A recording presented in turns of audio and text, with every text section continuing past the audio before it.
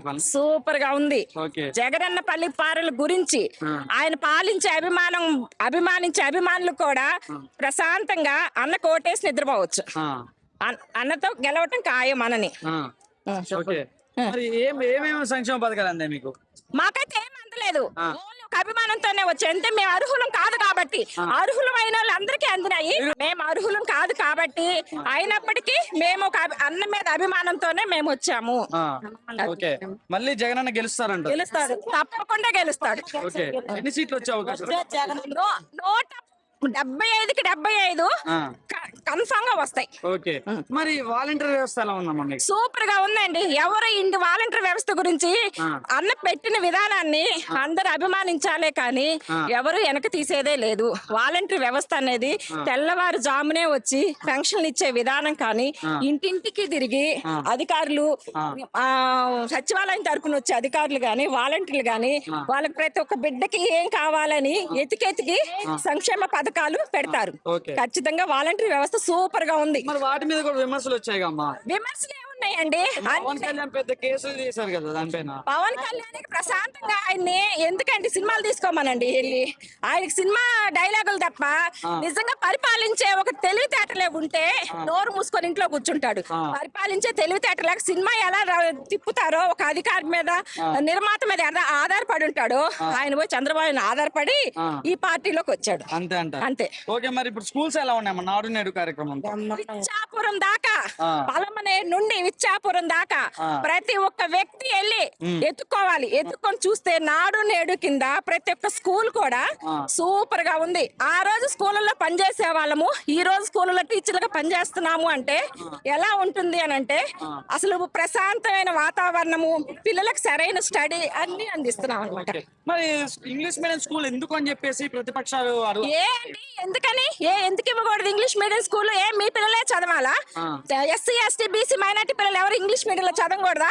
వాళ్ళు కూడా చదవటానికి అందరికి అధికారం ఇచ్చి వాసన్న గాని జగనన్న గాని అందరికి ఏం చేస్తున్నాడంటే అందరికి అన్ని విధాలుగా అందాలని ఒంగోలు తరపున వాసన్న పోరాడుతున్నాడు, అటు మా పైనుండి జగనన్న పోరాడుతున్నాడు. సో మళ్ళీ గెలిపించుకుంటారు మీరు? తప్పకుండా. ఓకే. మరి ఒంగోలు ఎందుకండి వ్యతిరేకత అంటున్నారు వాసన్న మీద? ఎవరు వ్యతిరేక ఎవరు లేరండి. అంత పుకారు వ్యతిరేక అనేది ఏం లేదు. వాసన్న అభిమానులే ఇక్కడికి వచ్చిన వాళ్ళందరూ. అంత వ్యతిరేకం అన్నది ఏదీ లేదు. అంతే అంటారు? అంతే. ఓకే. ఫైనల్ గా జగనన్న వల్ల మీ ఇంట్లో ఏం లాభం జరిగిందంటే ఏం చెప్తారండి? ఫైనల్ గా మా ఇంట్లో జగనన్న వల్ల మాకేం జరిగిందంటే ప్రశాంతమైన వాతావరణం మా ఇంట్లో ఉంది. మేమేమైతే ఇంటికి అర్హులం కాదు, మాకు అన్ని ఉన్నాయి. దేవుడిచ్చిన వాతావరణంలో మేము ఉంటున్నాం. కానీ జగనన్న వల్ల మా బాబుకి ఉద్యోగం వస్తుందన్న ఆశతో మేము ప్రేమతో ఉన్నాం. రుణమాఫీ చేశాడు. మళ్ళీ అమ్మ ఒడి పడ్డది, పిల్లలకి 18,000 పడ్డాయి, అన్ని పడ్డాయి. ఇంకా గిరా తిరుగుతుంది. అంతే అంటారు? మళ్ళీ ప్యాన్ కోటేస్తారా? మొత్తం కలిసి ప్రతి ఒక్కరికి ప్రతి ఇంటికి 2 లక్షల రూపాయలు 3 లక్షల రూపాయలు లబ్ధి చేకూరింది. మాకు చంద్రబాబు నాయుడు టైంలో 10,000 తప్పితే మాకు ఏమి ఇవ్వలేదు.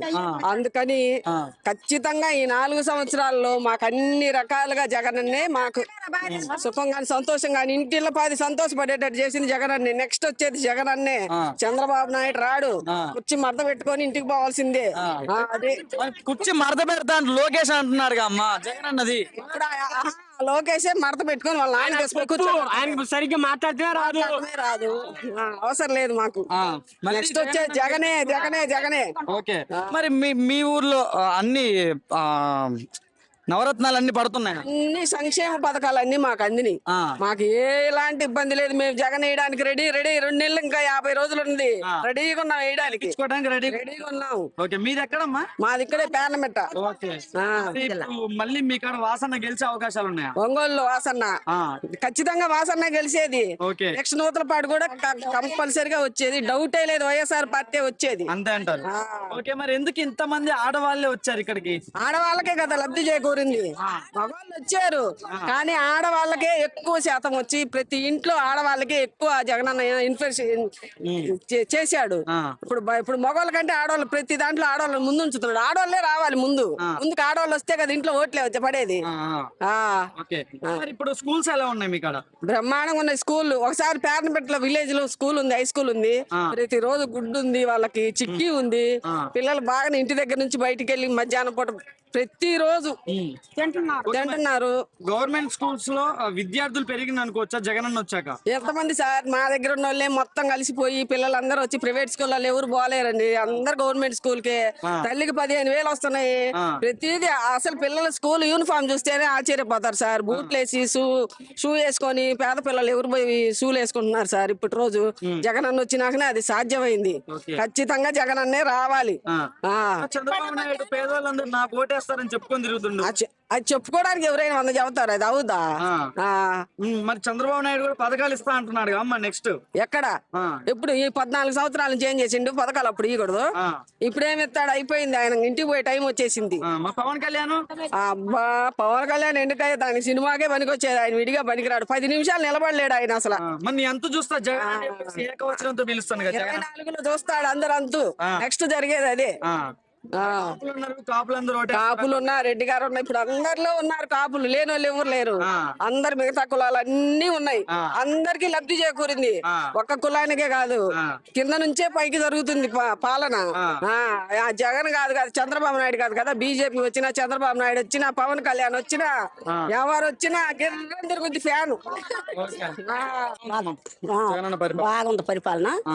ప్రతి ఒక్కరం కూడా మహిళలు మొత్తం కూడా అందరికి మంచి పని చేస్తున్నాడు. ఒక రైతు భరోసా అయితేమి, అమ్మఒడి అయితేమి, విద్యా దీవెన అయితేమి, ఆసరా అయితేమి, చేయూత అయితేమి, మాకు అన్ని మంచి చేస్తాడు. 20 సంవత్సరాలు మటుకు సీఎం అవ్వాలి మాకు. మంచి పనులే చేస్తాడు. మళ్ళీ గెలిపించుకుంటాం.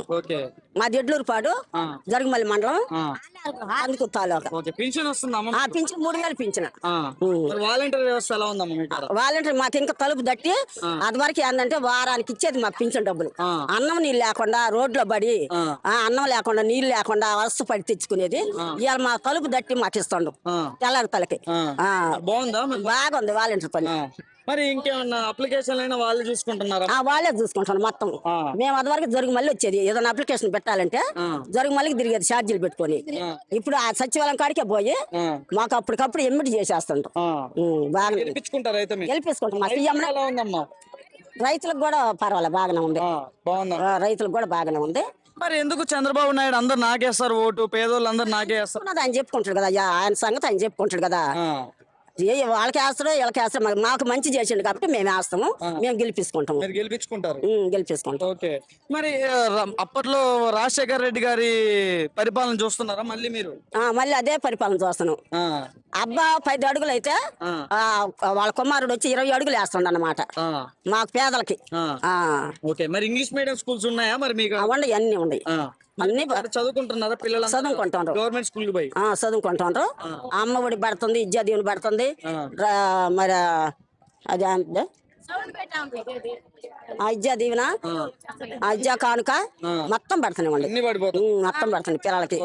మళ్ళీ ఓటేస్తారు అయితే మీరు? వేస్తాము, మేము సీఎం చేసుకుంటాం. మేము ఇక ఇబ్బంది ఉండదు.